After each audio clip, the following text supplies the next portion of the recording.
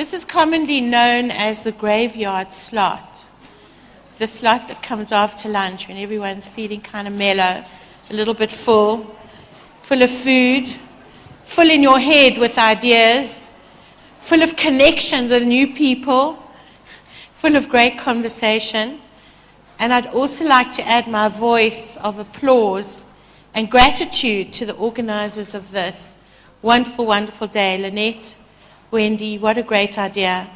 And if one of the things is sustainable, and I'm sure many will be from these ideas going forward, we really hope, everyone says, that they hope that this is the first of many and that it continues.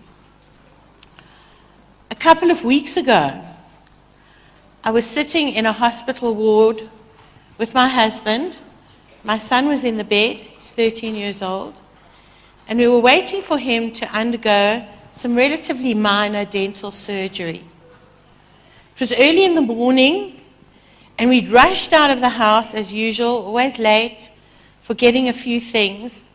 And I happened to make a remark to Les, my husband, that, gee, I would die for a cup of coffee.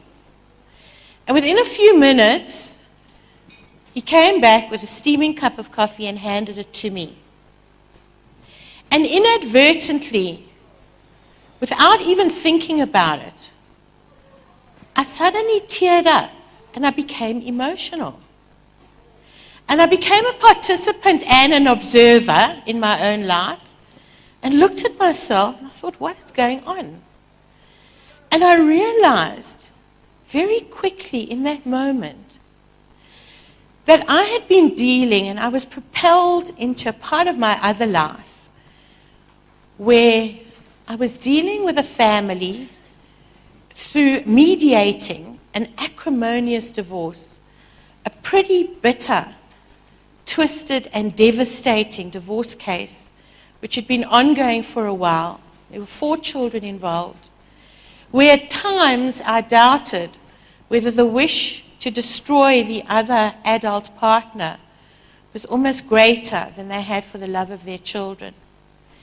And when he handed me that cup of coffee, it occurred to me that these children, these 4 beautiful children, have never and will never, ever witness a random act of kindness between their parents, ever. They will not, in their lifetime, see their mother or their father do something that a lot of us take for granted, like give the other one a cup of tea. And I thought about what kind of example, because we know that children learn by 3 things: example, example, and example. Kind of example that set for those children, how that was going to influence their future, and how all the millions of South Africans who don't have the examples that we would like to set for them, in fact, not even missing out on that, but having experiences and example of violence and neglect on a continual basis affects them. And how that affects what we've been talking about for a lot of the morning, the ability to learn, and the education that we're talking about offering them. But many being kind of blocked off, not only for that reason, for many other reasons, which I'll talk about very briefly. And then I thought about the father, the husband in that scenario. He certainly was successful, if you look at it by the standard way of measuring and recognizing success. Power, definitely. Status, a little bit. Money, for sure. This guy had a huge, huge amount of money. But you ask the question, what is success? Is it about making a living, or is it about making a life?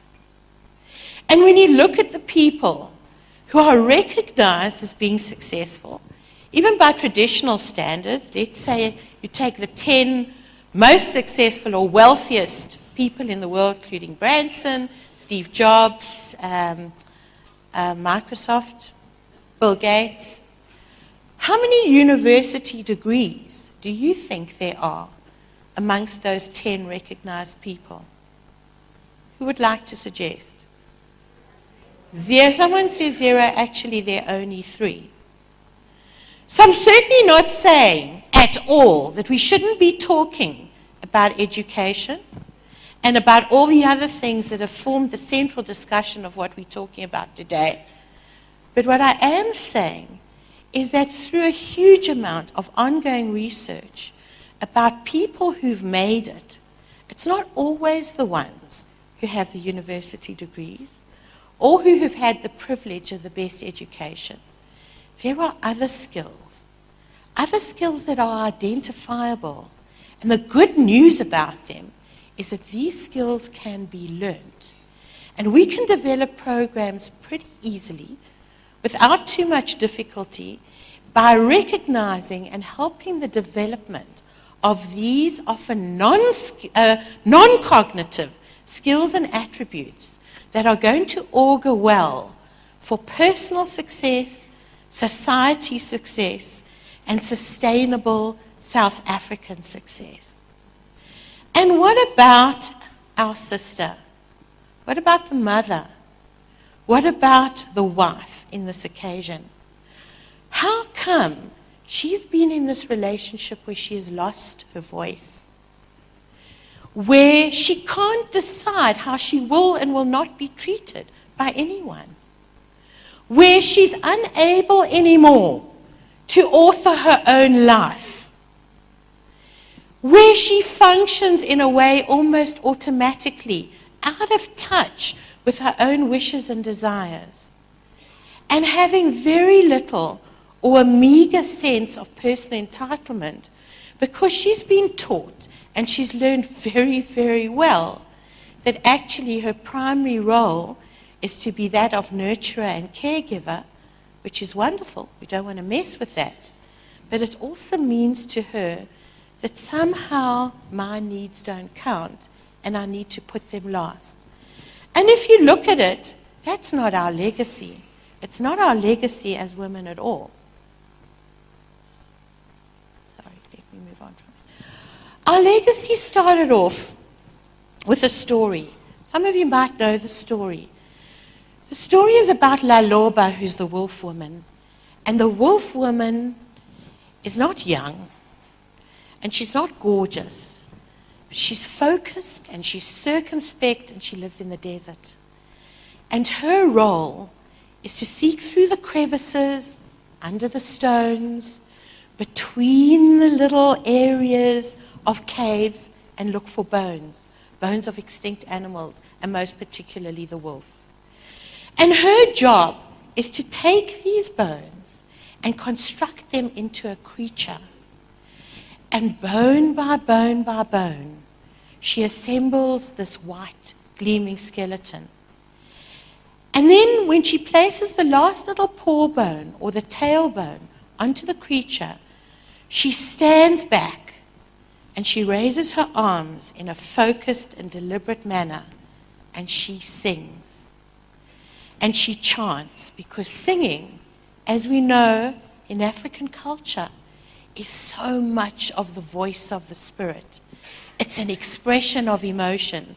It was never meant for performance. It's to express emotion, and it's connecting, and it's powerful. And as she sings, this creature starts fleshing out, and she sings some more. And the creature starts growing fur. And it starts breathing and moving in and out and in and out. And then the tailbone curls up. And the creature suddenly rushes off into the moonlight, into the sunlight, and it gets hit by a ray of either sun or moon, and it turns into a woman. And the woman who comes out of the creature has long hair of many different colors, because hair in archetypal psychology represents ideas. And the many different colors represents the potential for a huge number of ideas. And the abundant large woman represents her nurturing, her authority, her containment, her capacity to love, her sense of entitlement,